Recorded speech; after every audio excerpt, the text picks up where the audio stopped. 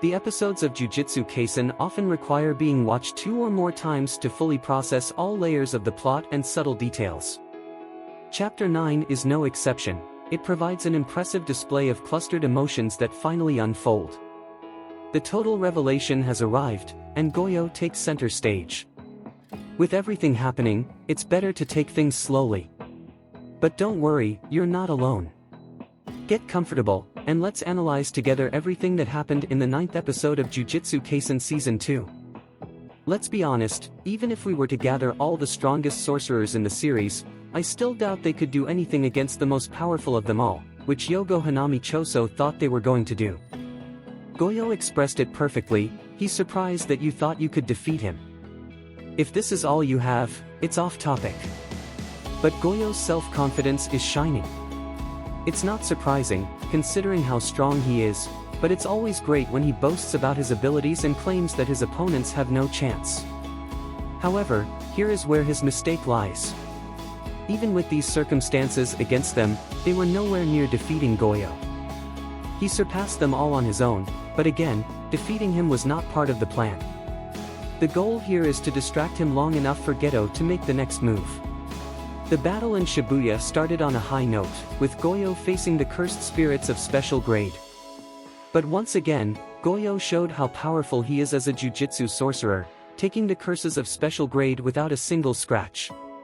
In fact, at one point, he manages to get rid of Hanami and stun all the cursed spirits and mutated humans with his domain expansion. Although he surprised his enemies by using the domain expansion, he was more focused on keeping casualties to a minimum than exterminating the cursed spirits. This created a unique situation where the villains were able to corner Goyo, although they couldn't harm him. Besides unsuccessfully trying to kill Goyo, the curses were truly ruthless with the civilians. It's safe to say that at least hundreds died, maybe even more. The Shibuya incident has officially begun, and given the current situation, it's only going to get worse. Geto hasn't even arrived yet, and once he does, it's almost certain that things will only get uglier. With Mahito's presence, things become more interesting. Basically, this arc is like experiencing Goyo's domain expansion for a second. Your brain finds it challenging to process all the information. But don't worry, you're not alone. Let's carefully analyze this moment in extreme detail so you can digest it and have a proper understanding of what happened here. Let's start by analyzing his immeasurable domain expansion. The created domain is a literal void of space that seems to lead the target to the center of the universe itself. In this metaphysical space, victims are constantly bombarded with stimuli and information, limiting their thought processes and actions. In other words, they receive all imaginable stimuli in terms of vision, sound, and touch, forcing them to open up and feel everything without seeing or feeling anything exactly at the same time. This phenomenon paralyzes the target with infinite knowledge of literally everything, making them die very slowly. Goyo's control over his domain is so precise that he can activate it for only 0.2 seconds, limiting the duration of its effect. Those with whom he comes into physical contact are immune to its effects. If you find this too complicated to understand, you can attribute it to the fact that Goyo can be this or that, because physics and mathematics allow it. It is a known fact that Goyo is the opposite of Itadori.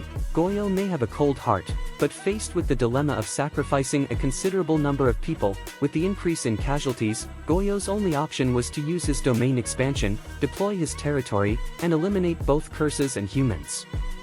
Or, on the other hand, choose to save everyone.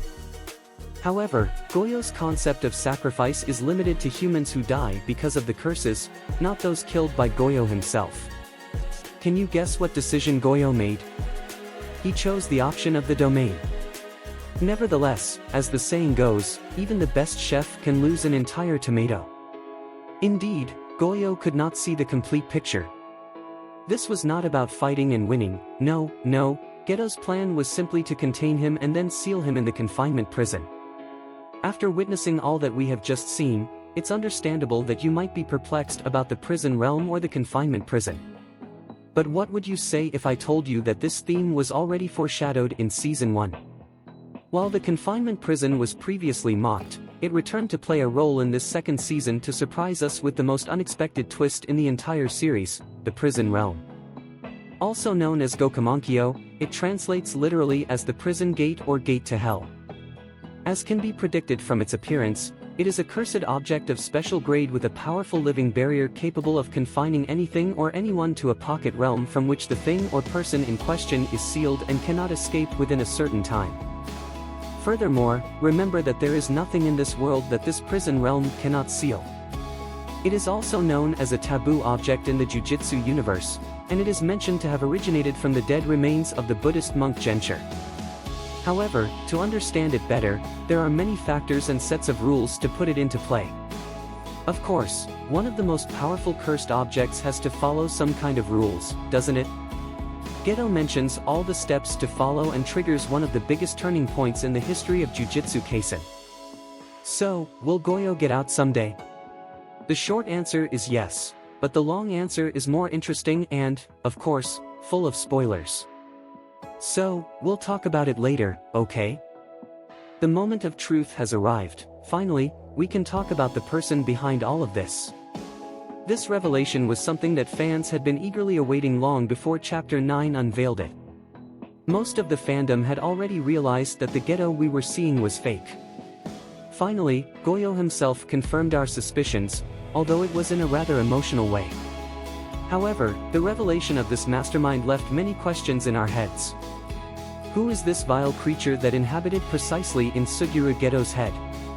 Kenyaku is the central antagonist of this story, being an ancient sorcerer incredibly powerful and talented. His overall goal is to evolve humanity through cursed energy, hoping to usher in a golden age of Jujutsu. Suguru Geto is Kenyaku's current body and can control him through his innate technique, allowing him to transplant his brain into the host body, acquiring all the skills of the host. Geto's curse manipulation technique is incredibly powerful, likely the main reason why Kenyaku decided to possess him. He took over Geto's body more than a year before the start of the main series. Not much is known about the exact process, however, it's known that he took over Geto's body after Goyo killed the latter following the events of Jujutsu Kaisen 0. While the definitive information about the overall antagonist of the story is somewhat scarce, it seems that Kenyaku has been planning the current events of the story for centuries. By going from body to body with his technique, Kenyaku has been given the opportunity to carefully plan and set his goals over several lifetimes. While the story of Jujutsu Kaisen will reveal them soon, his exact objectives beyond the reform of a golden age of Jujutsu are unknown. It is possible that this golden age is Kenyaku's end, but it seems more likely to be a means to a completely different end. What do you think? Don't forget to subscribe to stay informed about new videos and comment on what you thought of this 9th chapter. I'll bring new anime summaries soon, so tell me which one you'd like me to summarize. This is Prime Animes, and see you next time.